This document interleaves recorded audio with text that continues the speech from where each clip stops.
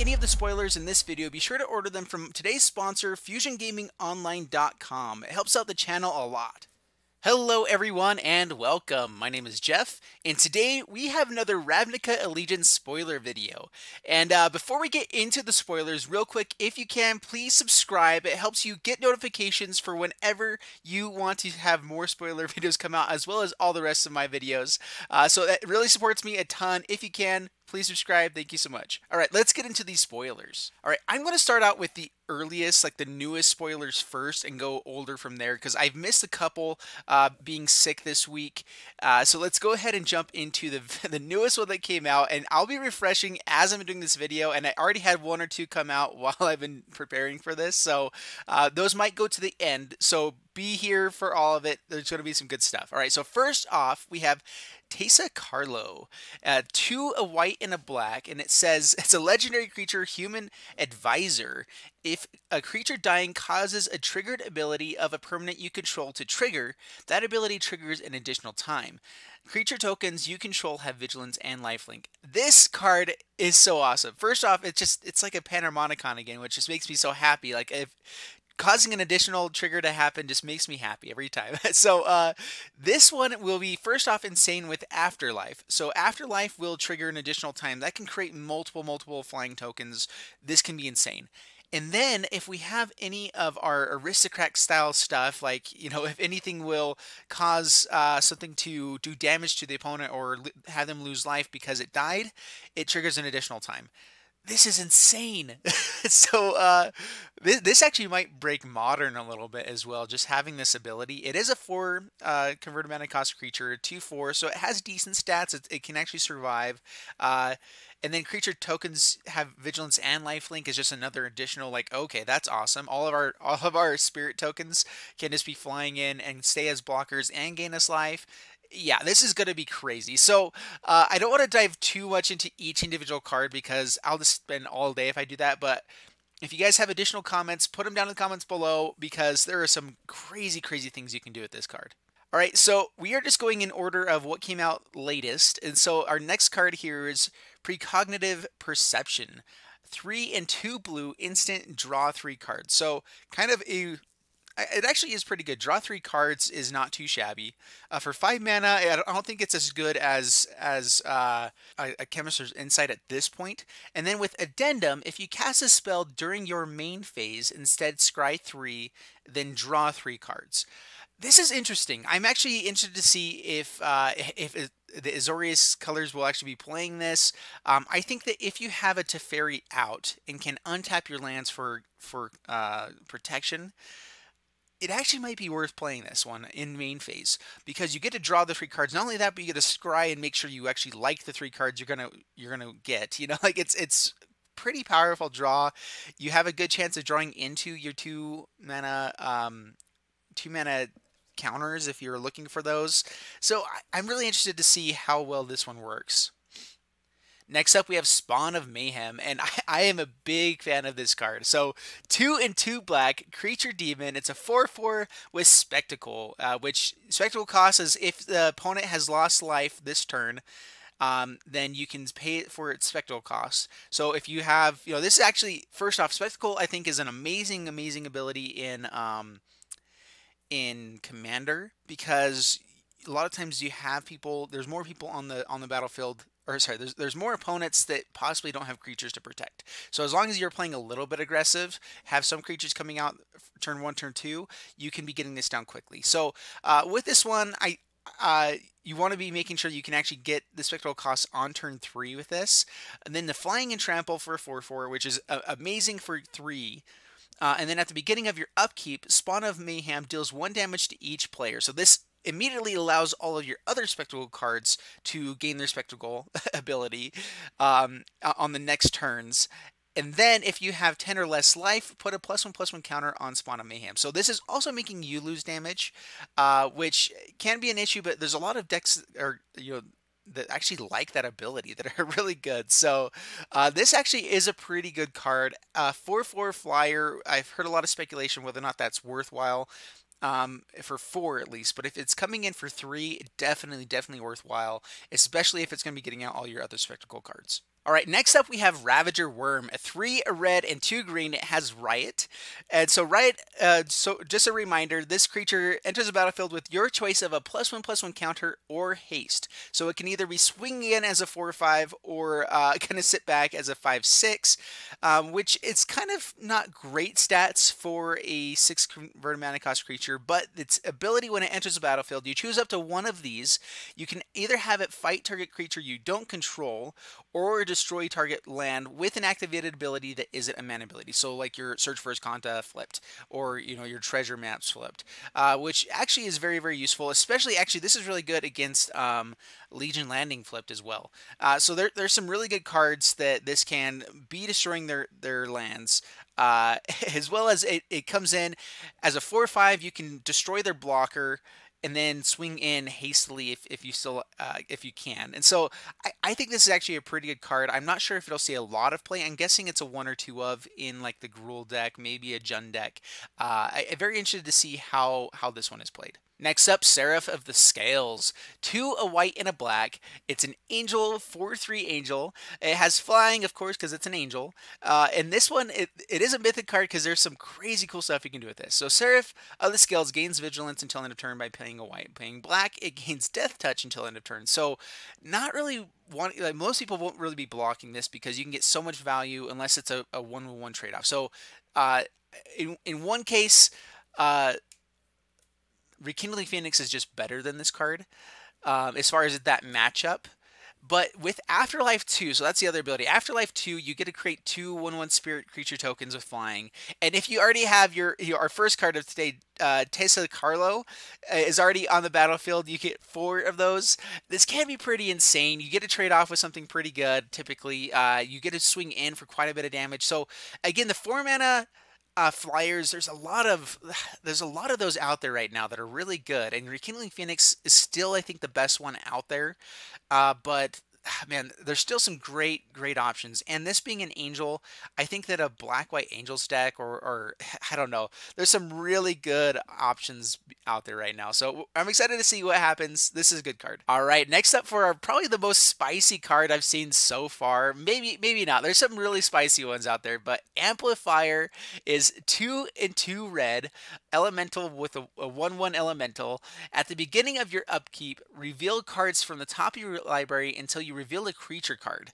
Until your next turn, Amplifier's base power becomes twice that card's power, and its base toughness becomes twice that card's toughness. Put the revealed cards at the bottom of your library in a random order. So, first off, the downsides with this card. It dies to literally anything the turn that it comes out. Like, everything kills it. It's a 1/1 for a turn.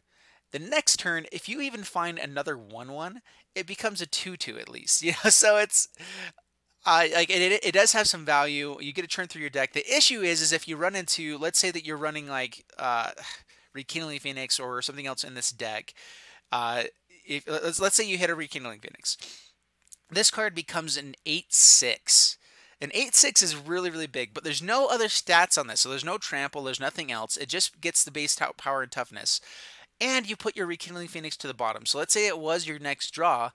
It's now to the bottom of the library. You don't get it for a while, So it's, I don't know. It's one of those cards where I think this is a super, super spicy card. There are some broken things you could do with it.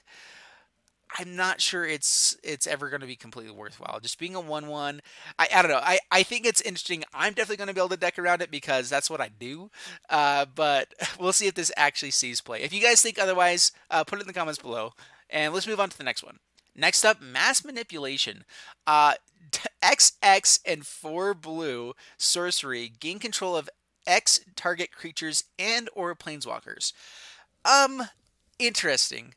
So the fact that you can gain control of a Planeswalker for 6 mana, not terrible. Like if you can gain control of a Teferi, this is at least kind of decent in the mirror matchup, although it gets countered pretty easily as well. So I don't know. This is an interesting card. It requires so much mana for it to be useful.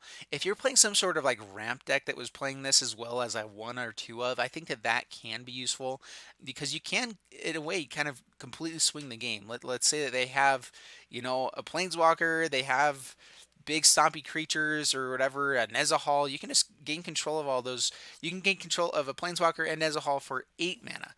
And again, it's because it's so expensive that this is just one of those like, man, I don't know if you can make that happen.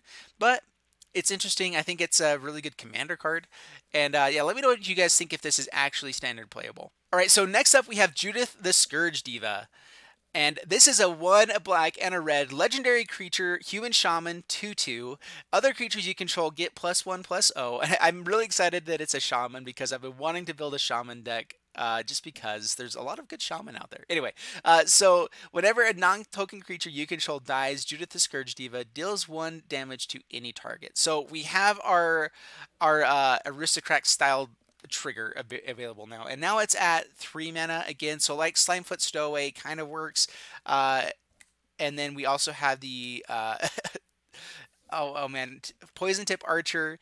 So anyway, so there's a lot of abilities that you can do with this. The one thing that's very interesting is that this is making our aristocrat style deck more aggressive. So you actually, first off, it gets an anthem to all creatures you control. You can be swinging in for quite a bit of damage, and then when stuff dies, you get to do more damage if it trades off.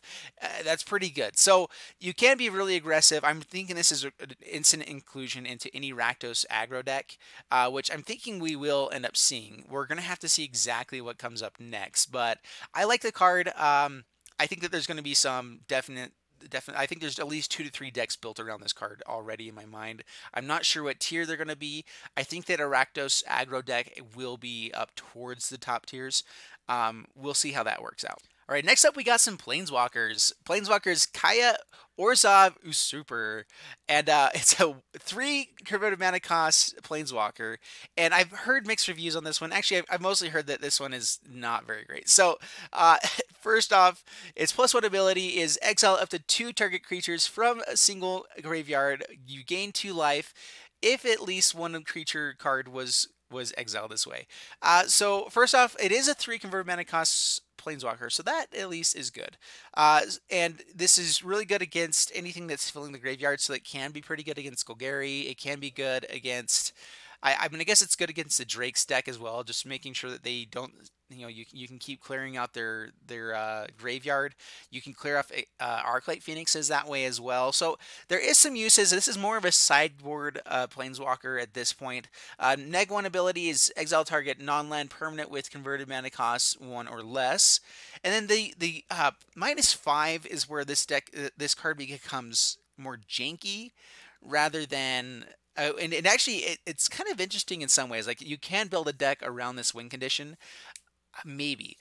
So whenever you -5, it deals damage to target player equal to the number of cards that player owns in exile, and you gain that much life. So I actually think that that is a useful ability. It's interesting. I think this is more of like, this could be 2 or 3 of in a black-white control deck. There's a lot of exile abilities in black and white right now where you actually could fill up their exile pretty quickly, especially if you're exiling stuff from their graveyard. And especially if you're trying to fill the graveyard with other board wipe type stuff, whatever. There's actually some pretty interesting things you can do with this card already in standard. I'm not sure if it's anywhere near the top tiers, but I could see a deck that's pretty good in tier 2 or whatever, that's kind of built around its -5 as well as just other win cons as well. So anyway, let me know what you guys think of that down in the comments below. Next up, Dovin, Grand Arbiter, another 3 converted mana cost Planeswalker, 1 a white and a green, or sorry, and a blue. I don't know what I'm talking about. For 3 loyalty, and you can +1 until end of turn. Whenever a creature you control deals combat damage to a player, put a loyalty counter on Dovin the Grand Arbiter. So that's good. It at least can make him more resilient and keep doing the good stuff. So next up, we can neg 1 to create a 1/1 Colorless Thopter artifact, and you gain a life. So actually, just these first 2 abilities I think are pretty good. I think that you bring this down, and you can, if you already have a board state, then you +1 to make this more resilient.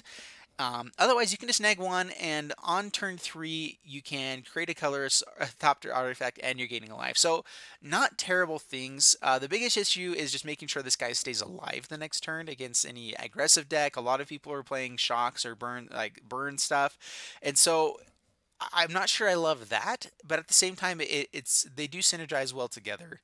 So the best thing about this card is the Neg 7. So in Neg 7, you look at the top 10 cards of your library, put 3 of them into your hand, and the rest into the bottom of the library in a random order. This is pretty amazing. Just that you get to search through the top 10 and get whatever you want.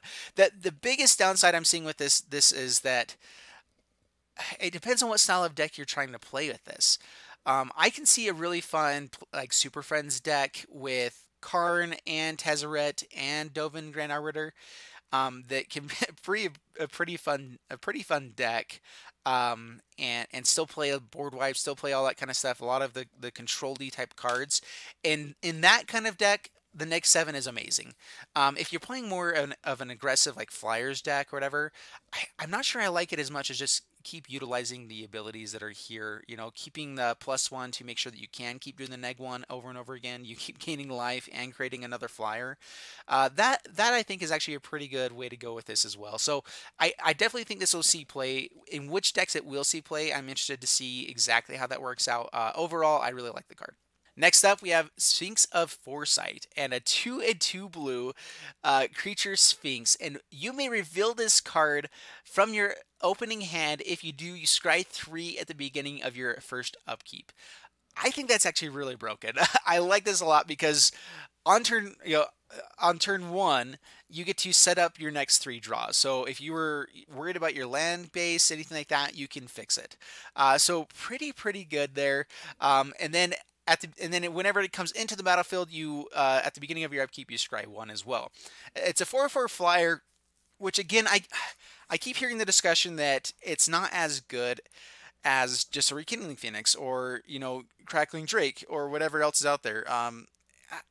At the same time, this does block a Crackling Drake and kill it. That is very useful. And not only that, but also Rekindling Phoenix, it can at least trade off damage-wise. And there's other things that you're typically going to be playing. Like if you're going to be playing a Sphinx's Foresight, you're probably playing like favorable winds or something like that. Or you're playing the control that will deal with the other people's stuff. So I don't know. I'm in between with this card. The ability to scry for your first turns, I think, puts this more into a Flyers deck, either that or mono blue. But I think it's really good. I think this is a very good card. I'm interested to see where it sees play though. All right, next up we have Biomancer's Familiar, a blue and a green mutant for 2/2, and activate abilities of creatures you control cost 2 less to activate. This effect can't reduce the amount of mana an ability costs to activate to less than 1 mana. And then you can also tap. So next time target creature would adapt this turn, it adapts as if it had no +1/+1 counters on it instead. So it's kind of interesting that the tap ability is specific to adapt, but it definitely makes sense in this format. It works really well with all the adapt creatures because you can just keep putting a bunch of counters onto them, which if you're playing the Simic Ascendancy card where getting enough counters ends up winning you the game. Very interesting there. Activating the abilities is really good. This can be a little... I really am interested to see how well this card actually plays in the format. So far, I feel like I'm still waiting to see more activated abilities come out. But overall, I think it is definitely going to be in one of those janky awesome decks that could actually be towards the top tiers if it works well enough. Next up, we have Deputy of Detention, a 1, a white, and a blue Vidalcan Wizard 1/3. Whenever it enters the battlefield, exile target non-land permanent an opponent controls and all other non-land permanents that player controls with the same name as the permanent until Deputy of Detention leaves the battlefield. So pretty good. I actually do like this card. The biggest issue is that when it dies, of course, they get all those back. So the biggest thing you want to be hitting with this is tokens. If you hit tokens, you clear the entire board full of that same type of token. So Saproling's kind of gone here. Selesnya.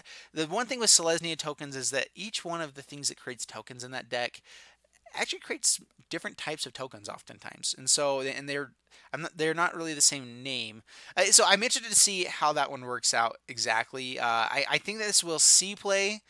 Um, as far as seeing it in the meta, depends on the meta, and so I think that it's a good card, but we'll see exactly how it's played here in the future. The one thing too is it is just a target non-land permanent, so like this could hit all treasures, and so I think that you absolutely include two of these into any control sideboard, and I think that it can hit a lot of decks. It can definitely mess up a lot of decks. So I like it. We'll see how well it works out here in standard. Next up, we have a crazy, super spicy card, Hydroid Krasis. X, a green and a blue, a jellyfish Hydra beast. Whenever you cast a spell, you gain half X life and draw half X cards, round down each time. It's flying trample, and it enters the battlefield with X counters on it. Um, this card I think, is really good. First off, I think it's really interesting as well. So we'll see how it sees plays. First off, the most important thing here is that whenever you cast this spell, you already have that ability. So as long as you have 4 mana, you're gaining a life, drawing a card. That's okay, I guess. This is really useful once it gets to six mana and above. Guaranteeing that you are going to draw 2 cards and gain 2 life with 6 mana is pretty good in a typical creature deck, which I'm guessing that's kind of what you're playing with this with. You can play it in the Turbo Fog deck. I've seen some speculation on that, but having a flying trampling creature that's a 4/4, it draws you 2 cards and gains you 2 life. Definitely useful, and anything above that just becomes so powerful. And I think it's worth paying the extra 1 mana to give the extra counter on it when it's 7 converted mana costs, or 8 or 9. At that point, you already have so much mana that there's probably some better things you could be playing. But overall, I think that this card will see play just as a really good 6-drop that can be an even better 7-drop. That's kind of how I would play it. Is just, I think it's a good card. I think it definitely will help you stay active after you're playing your big stuff. Keep drawing those cards, and have a flying trampling creature that is hard to deal with. So that's my thoughts. I think it's pretty good. We'll see exactly how good it is in standard, though. All right, so I did refresh, and there are 2 more spoiled cards here, and I'll probably have to refresh again after these ones just to make sure, because so much stuff is being spoiled right now. But Sarkhan Hellkite, 3 and 2 red. It's a 4/4 dragon with Riot. So again, it can enter with haste or with a +1/+1 counter. It has flying, and its ability, 3 and 1 red. Sarkhan Hellkite deals 2 damage divided as you choose among 1 or 2 targets. Activate this ability only if Sarkhan Hellkite has a +1/+1 counter on it. This card is interesting. I think it's one of those that if you want to absolutely use its ability, then it's pretty good. As far as being a 5/5 hasty 4/4 flyer, it's all right. I think that there's some other things that are just better altogether. So I think that this is one of those cards that it could see play in a Dragons deck. I think it actually does make the Dragons deck a little bit stronger. Altogether, though, I like Demanding Dragon even better. As far as Demanding Dragon comes down, it already is a 5/5, and oftentimes it does that extra 5 points of damage as though it had haste anyway. So I actually like Demanding Dragon over this card quite a bit. I think that there is places it can see play, but that's just my opinion. As long as Demanding Dragon is already in the format, it's just better. So that's my thoughts. Let me know in the comments below if you guys think otherwise, but that's my thoughts there. All right, and Bolruk Clan Crusher, 3 a red and a green, and I'm reading this for the first time right now. Ogre Warrior 4/4. You can tap it to remove a +1/+1 counter from a creature you control, and it does 2 damage to any target. Ooh, this is interesting with the Riot ability. This would be a really amazing card, like on a 2 converted mana cost creature. I feel like having it be at 5, so you have to play it on turn 5. It is a 4/4, so there at least is that. And then you have to wait a turn to tap it all and do stuff. So first off, this is a really great card in Limited. If you're already around the, I think if you're in like a teamer build, this is an amazing, amazing card. If you're in Limited, and you already have a teamer build kind of going on, it can definitely close out games. Is that the same case for Standard? I think it's just too expensive to really utilize that way. I think that there's enough better things out there that I'm not as big a fan of this one. I think it can see play. I don't think it's going to see a lot of play. All right, for our last one, this one was spoiled on Christmas Day, so it's been out for forever, but I figure I at least need to point it out. We have Absorb back in the format. It's a white and 2 blue, instant counter target spell, and you gain 3 life. So definitely good if you're in the Orzhov colors. I think that it's something that you can include. Whether or not this is actually better than Sinister Sabotage is kind of debatable on depending on what the meta is, I think. Because gaining life is really good against all the burn and aggro decks, which I think with Riot and with with the Rakdos decks coming in, I think it's going to be a little bit better. At the same time, missing out on that Surveil trigger to actually set up your next draw, everything like that, can be a little bit. I'm not sure which one's better. I think that you'll see people go back and forth on it for a little bit, depending on what decks they're playing.